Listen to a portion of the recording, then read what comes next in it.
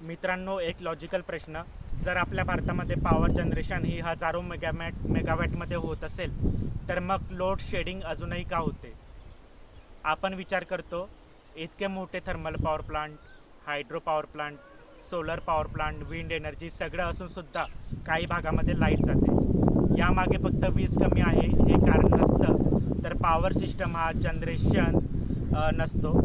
तर त्यामध्ये 3 विभाग असतात: जनरेशन, ट्रान्समिशन आणि डिस्ट्रीब्युशन. समजा पॉवर प्लांटमध्ये भरपूर इलेक्ट्रिसिटी तयार झाली, पण ट्रान्समिशन लाईनमध्ये फॉल्ट आला, ट्रान्सफॉर्मर ओव्हरलोड झाला किंवा डिस्ट्रीब्युशन सिस्टम वीक असेल, तर कॉन्झ्युमरपर्यंत पॉवर पोचणारच नाही. आणखी एक महत्त्वाची गोष्ट, इलेक्ट्रिसिटी स्टोअर करणं खूप कठीण असतं. म्हणून जितका लोड असेल तितकीच जनरेशन रिअल टाईममध्ये मेंटेन करावी लागते.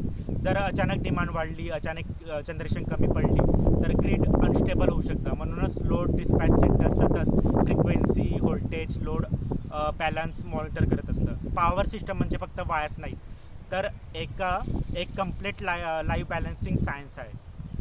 इलेक्ट्रिकल इंजिनिअरिंग म्हणजे फक्त थेरी नाही, तर ती देत चालणारी टेक्नॉलॉजी आहे. तुम्हाला अजून असे हाय लेवल लॉजिकल क्वेश्चन पाहिजे असेल तर फॉलो.